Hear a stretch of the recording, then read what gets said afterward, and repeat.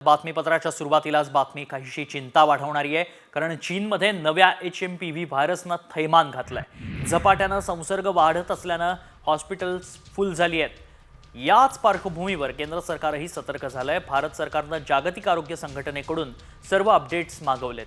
केंद्रीय आरोग्य मंत्रालयाचीही त्याच संदर्भात महत्त्वाची बैठक शनिवारी पार पडली। भारतात अशा प्रकारच्या कोणत्याही आजाराशी सामना करण्यासाठी सरकार सज्ज आहे। बेड, ऑक्सिजन सिलेंडर यासारख्या सुविधा पुरेशा प्रमाणात उपलब्ध असल्याची माहिती केंद्रीय आरोग्य महासंचालकांनी दिली आहे। सर्दी, खोकला, जुलाब या आजाराची लक्षणं आहेत, या व्हायरसची लक्षणं आहेत। त्यामुळे ही लक्षणं दिसल्यास अंगावर काढू नका, डॉक्टरांचा सल्ला घ्या, डॉक्टरांचं औषध घ्या, घरच्या घरी उपचार करणं टाळा। खोकला, शिंका किंवा संक्रमित लोकांच्या संपर्कात आल्यानं याचा संसर्ग होतो। संसर्गाचा कालावधी हा 3 ते 5 दिवसांचा आहे। लहान मुलं, वृद्ध व्यक्तींना लवकर संसर्ग होणार।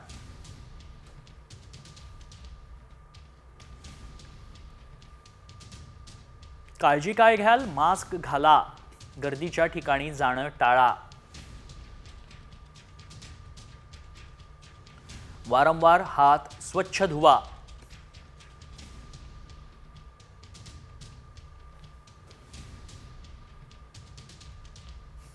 दरम्यान चीनमध्ये पसरलेल्या कोरोनासारख्याच नव्या व्हायरसनं आता भारताचं टेन्शन वाढवलंय, कारण हा नवा HMPV व्हायरस लहान मुलांसाठी आणि वृद्धांसाठी अतिशय धोकादायक आहे।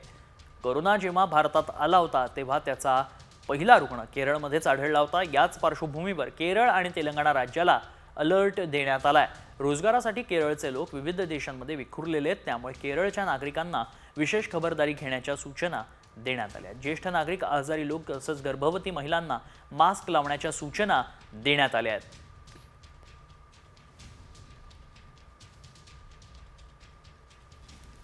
दरम्यान देशात आणि जगात 5 वर्षांआधी कोरोनानं अक्षरशः थैमान घातलं होतं। चीनमध्ये पुन्हा 5 वर्षांआधीचीच कोरोनासारखी परिस्थिती उद्भवली आहे। 5 वर्षांआधी चीनच्या वुहानमधल्या हॉस्पिटलमधल्या दृश्यांनी जगाला धडकी भरली होती, जिथं मास्क लावलेल्या हजारो लोकांची गर्दी हॉस्पिटलमध्ये दिसत होती। या रुग्णांना श्वास घेण्यासाठी त्रास होत होता, मात्र हॉस्पिटल फुल झाली आहेत। स्मशानभूमीतही रांगा लागल्याचं पाहायला मिळालं होतं।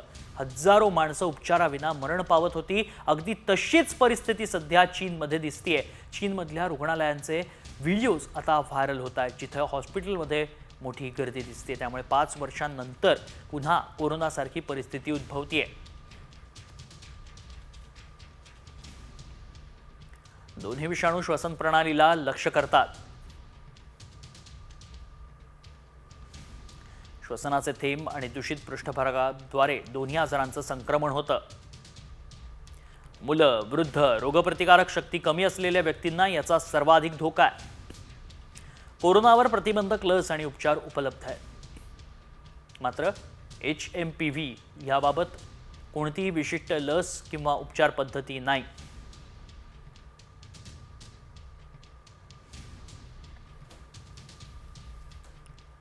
बातमीपत्रात या पुढच्या महत्त्वाच्या बातम्यांचा आढावा टॉप 50 मधून। आज लोकलच्या तिन्ही मार्गावर मेगा ब्लॉक घेण्यात येणार आहे। मध्य रेल्वेवर माटुंगा ते मुलुंड दरम्यान तर हार्बर मार्गावर पनवेल ते वाशी अप आणि डाऊन मार्गावरती मेगा ब्लॉक घेण्यात येणार आहे।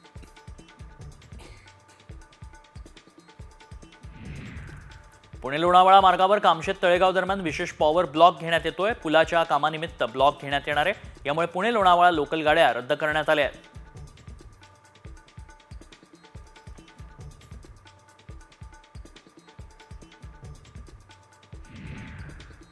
डॉक्टर बाबासाहेब आंबेडकर आंतरराष्ट्रीय विमानतळाच्या विस्तारीकरणाच्या कामाला आता गती मिळणार आहे। वायुदलाकडील जमीन नवीन जागेवरती स्थलांतरित होण्यासाठी संबंधित कामांची पूर्तता करण्याचे निर्देश जिल्हाधिकारी डॉक्टर विपिन इटनकर यांनी दिले।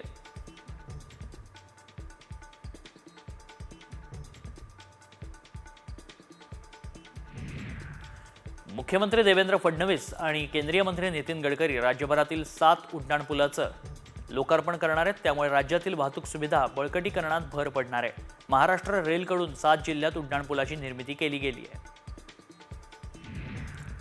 महाराष्ट्राची कुलस्वामिनी आई तुळजाभवानीचं तीर्थक्षेत्र लवकरच रेल्वेच्या नकाशावरती येणार आहे। धाराशिव, तुळजापूर, सोलापूर रेल्वे मार्गाचं काम हे आता प्रगतीपथावर आहे. पहिल्या टप्प्याचं 30 किलोमीटरचं काम पूर्ण झालंय. या कामाची पाहणी भाजपचे आमदार राणा जगजितसिंह पाटलांनी केली आहे.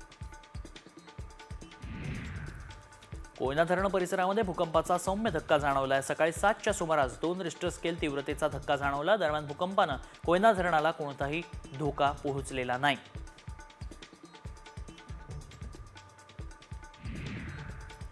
जव्हार मोखाडा परिसरात पुन्हा एकदा बालमृत्यू आणि माता मृत्यूनं डोकं वर काढलंय.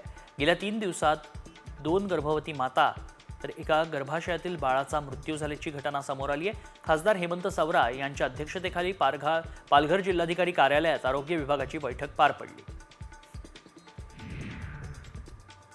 राजापूरमध्ये आयोजित राज्यस्तरीय बैलगाडा शर्यतीला उत्स्फूर्त प्रतिसाद मिळाला. रत्नागिरीसह कोल्हापूर, सांगली, सातारा, रायगड आणि सिंधुदुर्गातून शेतकरी आपल्या बैलजोड्यांसह राजापूरमध्ये आले होते. जवळपास 80 पेक्षा अधिक बैलजोड्या या स्पर्धेत सहभागी झाल्या होत्या.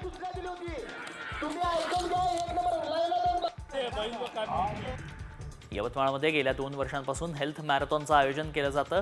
यंदा तब्बल 3000 पेक्षा जास्त धावपटू आजच्या मॅरेथॉनमध्ये सहभागी झाले. गोधनी रोडवरील जिल्हा क्रीडा मैदान ते करळगाव घाटातील वाधाई मंदिर इथून युटर्न अशा 21 किलोमीटरच्या मॅरेथॉनला मोठा प्रतिसाद मिळाला आहे. मुंबईसह MMR क्षेत्रातील घरांच्या किमती खरं तर गगनाला भिडल्यानं घर खरेदी करणं सर्वसामान्यांच्या आवाक्याबाहेर असल्याचं दिसतंय. 2030 पर्यंत लाखो घरं उपलब्ध होणार असल्यानं सर्वसामान्यांच्या स्वप्नाला चालना मिळणार आहे. मुंबईतील प्रवास वेगवान करण्यासाठी 60,000 रुपये खर्च केला जाणार आहे. सध्या वर्सोबापर्यंत असलेल्या कोस्टल रोडचा विस्तार दहिसरपर्यंत करण्यात येणार आहे. त्यासाठीच्या परवानग्या येत्या 45 दिवसात घेऊन महत्वाकांक्षी प्रकल्पाच्या कामाला 2 महिन्यात सुरुवात केली जाणार असल्याची माहिती देण्यात आली.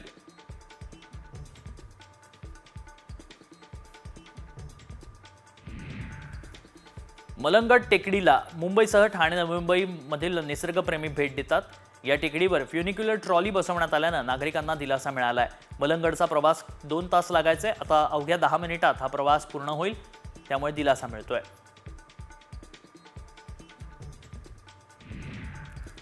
दादर रत्नागिरी पॅसेंजर बंद करण्यात आली आहे. आता या जागी कायमस्वरूपी दादर गोरखपूर रेल्वे गाडी चालवण्याचा निर्णय घेण्यात आलाय. 1 जानेवारीपासून लागू झालेल्या नवीन वेळापत्रकात रेल्वे गाड्यांचा समावेश करण्यात आलाय.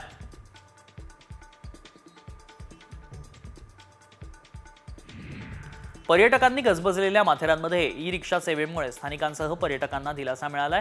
स्वस्त आणि सुकर प्रवासासाठी ई-रिक्षा सुरू झाल्यानं संख्या देखील पर्यटकांची वाढतीये. नियमित ई-रिक्षा सुरू झाल्या असल्या तरी त्यांची संख्या वाढवण्याची मागणी करण्यात आली आहे.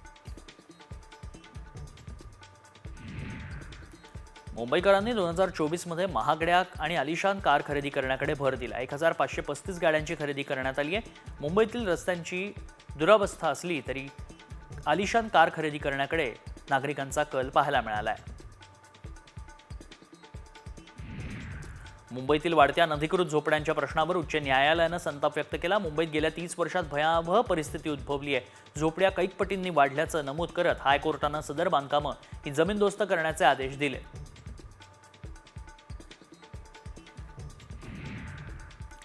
नवी मुंबई करवसुली करण्यासाठी पालिकेच्या मालमत्ता कर विभागानं कंबर कसली आहे. पालिकेनं डिसेंबर अखेरपर्यंत 569 कोटी 45 लाख रुपयांची करवसुली केली आहे. पालिकेनं 1000 कोटी करवसुलीचं उद्दिष्ट ठेवलंय. 2023 या वर्षाच्या तुलनेत 2024 मध्ये जवळपास 121 कोटी रुपये अधिक वसुली झाली आहे. मुंबईच्या शिवाजी पार्क मैदानाची धुळीमुळे घुसमट होतीये. त्यावर क्रॅब गवत लावणं हाच रामबाण उपाय ठरेल असं मत पर्यावरण तज्ज्ञांनी व्यक्त केलंय. मैदानातील धुळीमुळे नागरिकांना प्रदूषणाचा सामना करावा लागतो, त्यामुळेच ग्रास लाईन तयार केल्यास धूळ उडणार नाही असं मत पर्यावरण तज्ज्ञांचं आहे.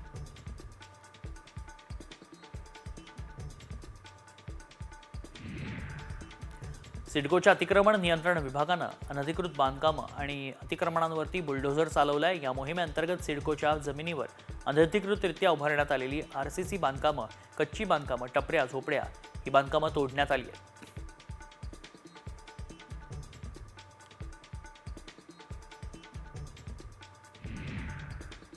बदलापूरमधील कुख्यात गुंड महेंद्र उर्फ पप्पू बागुलला अटक करण्यात आली आहे. उल्हासनगर गुन्हे अन्वेषण विभागानं ही कारवाई केली. पप्पूकडून 1 रिव्हॉल्व्हर आणि 6 जिवंत काडतुसं जप्त करण्यात आली आहेत. त्याच्या विरोधात हत्या, खंडणी, चोरीसारखे 10 गुन्हे दाखल करण्यात आले.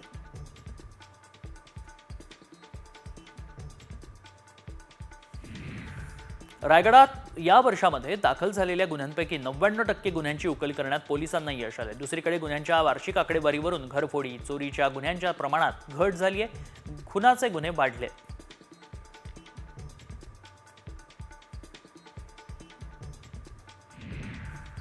मुंबईमध्ये एकाच वेळी तब्बल 13 बांगलादेशींना अटक करण्यात आली आहे। घाटकोपर पोलिसांनी ही मोठी कारवाई केली। हे सर्व आरोपी नालासोपाराच्या अचोले विभागात अनधिकृतपणे राहत होते। नाशिकच्या जिल्हा रुग्णालयातून अवघ्या 5 दिवसाच्या बाळाची चोरी करण्यात आली आहे। जिल्हा रुग्णालयात नवजात बालकांना चोरणारी टोळी सक्रिय असल्याचा संशय व्यक्त करण्यात आला। दरम्यान बाळ चोरणारी ही महिला आता पोलिसांच्या अटकेत आहे। मुंबई आंतरराष्ट्रीय विमानतळावरून 4 कोटी रुपयांची चरस जप्त करण्यात आलाय। या प्रकरणी बँकॉकवरून आलेल्या 2 प्रवाशांना अटक करण्यात आली आहे। हवाई गुप्तचर संचालनालयानं ही कारवाई केली आहे। पिंपरी चिंचवडमध्ये एका तरुणानं वाहतूक पोलिसाला टेम्पो चालकाकडून लाथाबुक्क्यांनी मारहाण केली आहे। टेम्पोवर टाकलेल्या जुन्या पावतीच्या वादावरून सहाय्यक फौजदाराला मारहाण झाली। मारहाणीची दृश्य सीसीटीव्हीमध्ये चित्रित झाली आहे।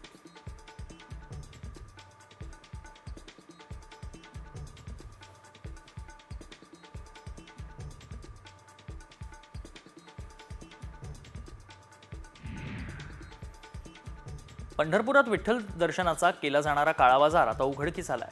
पैसे घेऊन वशिल्याचं दर्शन देणाऱ्या तोतया पुजाऱ्यावर पंढरपूर शहर पोलीस ठाण्यात गुन्हा दाखल करण्यात आलाय। मंदिरातील पोलीस अधिकाऱ्याच्या सतर्कतेमुळे हा प्रकार उघडकीस आला।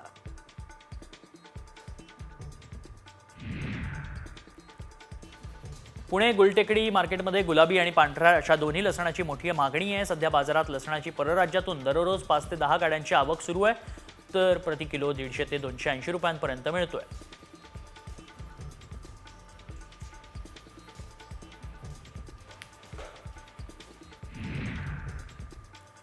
देशात यंदा तुरीचे उत्पादन वाढण्याची शक्यता आहे। तुरीचा नवा माल दाखल होण्याच्या आधीच बाजारात नरमाई यायला सुरुवात झाली आहे। सध्या बाजारात तुरीचा भाव 2000 कमी आहे।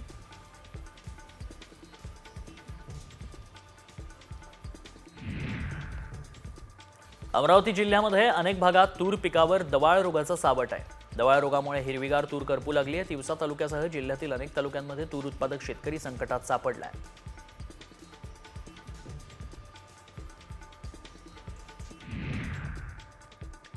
देशातील बाजारात हळदीला सरासरी 13,000 ते 16,000 रुपयांचा भाव मिळालाय। नव्या मालाची आवक पुढील 3 आठवड्यांमध्ये सुरू होण्याची शक्यता आहे। त्यामुळे दरात काही आठवडे चढ उतार राहू शकतात, असा अंदाज अभ्यासकांनी व्यक्त केला आहे।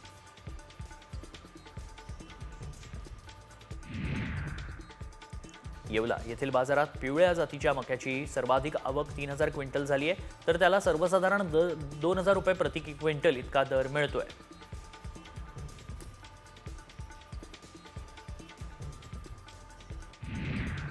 म्हसरोली गावामध्ये शेतकऱ्यांनी 100 ते 150 एकरांवर सफेद कांद्याची लागवड केली आहे। यावर्षी परतीचा पाऊस लांबल्यानं जानेवारीमध्ये कांदा लागवड केली जाते। चांगल्या प्रतीचा कांदा उत्पादित झाल्यास प्रति माळ 90 ते 100 रुपये इतका दर शेतकऱ्यांना मिळू शकेल, असा विश्वास शेतकऱ्यांना व्यक्त केला आहे। डिसेंबर उलटून गेला तरी बाजारात द्राक्षाची हवी तशी आवक झालेली नाही। अवकाळीचा फटका द्राक्षाच्या बागांना बसल्यानं हंगाम लांबलाय। त्यामुळे ग्राहकांना अजून काही दिवस प्रतीक्षा करावी लागेल, असं व्यापाऱ्यांकडून सांगण्यात आलंय।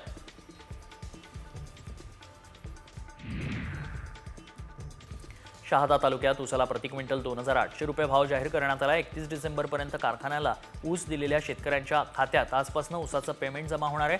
फेब्रुवारी 2025 पासून ऊस देणाऱ्या शेतकऱ्यांना 100 रुपये अतिरिक्त वाढीव अनुदान मिळणार असल्याची देखील माहिती मिळते आहे।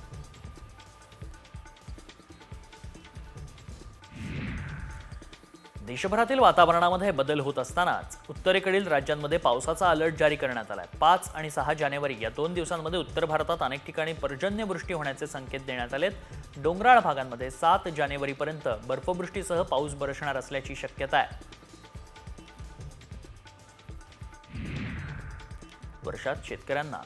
वर्ध्यात शेतकऱ्यांना फवारणीच्या ड्रोनसाठी 4 लाखांचं अनुदान मिळणार आहे। यासाठी शेतकऱ्यांना महाडीबीटीवर अर्ज करावा लागेल।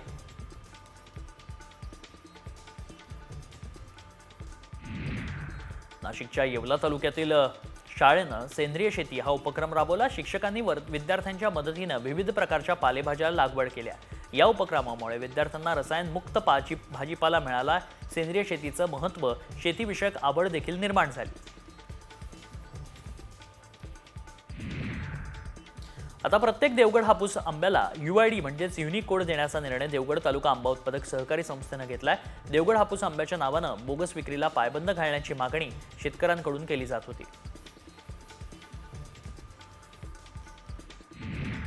मराठवाड्याचं पाणी आणखी कमी होण्याची भीती आहे, कारण जायकवाडी प्रकल्पाच्या ऊर्ध्व भागातून 7% पाणी कमी देण्याची शिफारस करण्यात आल्याची माहिती सूत्रांनी दिली आहे. गोदावरी अभ्यास गट समितीनं महाराष्ट्र जलसंपत्ती प्राधिकरणाकडे अशी धक्कादायक शिफारस केल्याची माहिती आहे. लातूरच्या रेणापूरमध्ये बोगस पीक विमा भरल्याचं प्रकरण उघडकीस आलंय. तालुक्यातल्या हनुमंतवाडी, काळेवाडी, आनंदवाडी इथल्या जवळपास 200 शेतकऱ्यांच्या शेतजमिनींवर इतर जिल्ह्यातल्या शेतकऱ्यांनी पीक विमा भरल्याचं उघडकीस आलंय.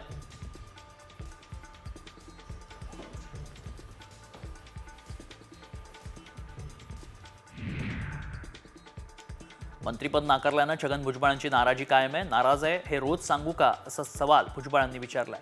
धनंजय मुंडेंच्या राजीनाम्याबाबत मुख्यमंत्री आणि अजित पवार निर्णय घेतील, असंही भुजबळ म्हणाले.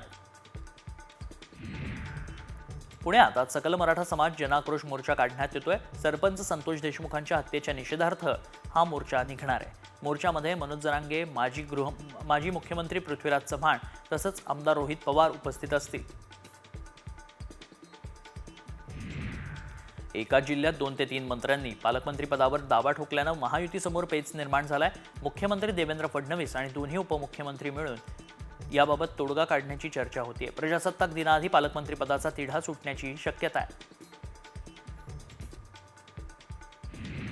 सिंधुदुर्गातील 50 ते 60% जमिनींवर वक्फ बोर्डानं दावा केल्याची माहिती मंत्री नितेश राणेंनी दिली आहे. तसंच सिंधुदुर्गातील महत्त्वाच्या देवस्थानांवरही वक्फनं दावा केलाय. काँग्रेस सरकारमुळेच हे झाल्याचा आरोप नितेश राणे करतायत.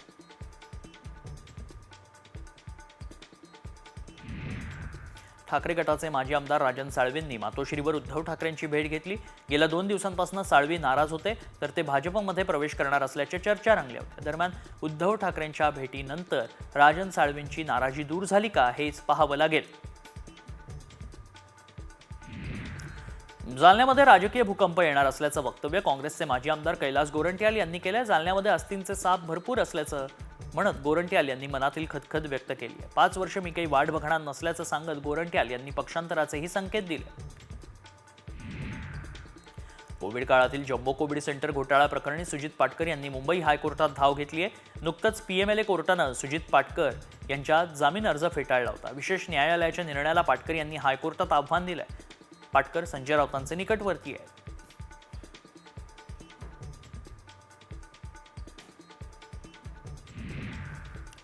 आणि आता बातमी एका व्हायरल व्हिडिओची आहे. कुंभमेळ्यात सम्राट हर्षवर्धन यांचा पुतळा हटवून आता त्या जागी शिवरायांचा पुतळा उभारण्यात आल्याचा व्हिडिओ व्हायरल करण्यात आलाय. त्यामुळे खरंच असं करण्यात आलंय का, याची आम्ही पडताळणी केली. तेव्हा काय सत्य समोर आलं पाहूया. प्रयागराज कुंभमेळ्यात शिवरायांचा पुतळा,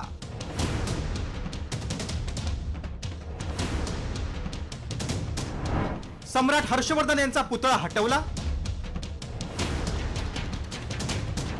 काय आहे व्हायरल व्हिडिओ मागचं सत्य?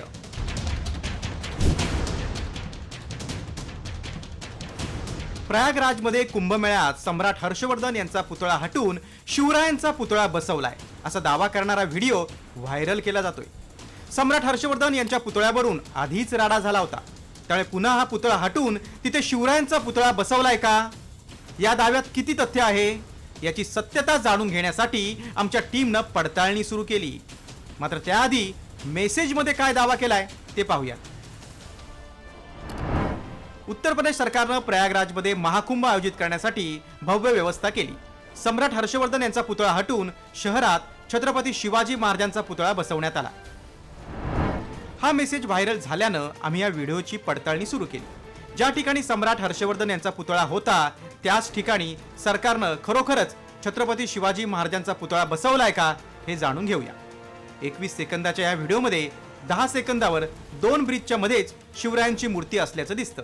या व्हिडिओतील फ्रेम आम्ही रिव्हर्स सर्च केली. त्यावेळी सोशल मीडियावर हा व्हिडिओ 20 डिसेंबर 2024 रोजी अपलोड केल्याचं स्पष्ट झालंय. त्यामुळे आमच्या पडताळणीत काय सत्य समोर आलंय ते पाहूया. व्हायरल व्हिडिओ प्रयागराजच्या कुंभमेळ्यातला नाही. सम्राट हर्षवर्धन यांचा पुतळा CMP तिराहा इथे आहे. योगी सरकारनं पुतळा 1 किलोमीटर दूर हलवून पुन्हा बसवला. शिवरायांचा पुतळा संभाजीनगरच्या क्रांती चौकातील आहे. सम्राट हर्षवर्धन कोण होते त्यावर एक नजर टाकूया. हर्षवर्धन यांनी जवळजवळ 41 वर्ष राज्य केलं. या काळामध्ये त्यांनी आपल्या साम्राज्याचा विस्तार जालंधर, पंजाब, काश्मीर, खानदेश, नेपाळ आणि बल्लभीपूर पर्यंत केला असं म्हणतात. इसवी सन 590 ते 647 या काळात हर्षवर्धन हे कुंभमेळ्यात प्रयागराजला यायचे. त्यावेळी ते कुंभमेळ्यात दान धर्म करायचे. त्यामुळे त्यांचा पुतळा प्रयागराजमध्ये बांधलाय. मात्र सम्राट हर्षवर्धन यांचा पुतळा हटवून शिवरायांचा पुतळा बसवल्याचा दावा आमच्या पडताळणीत असत्य ठरला आहे.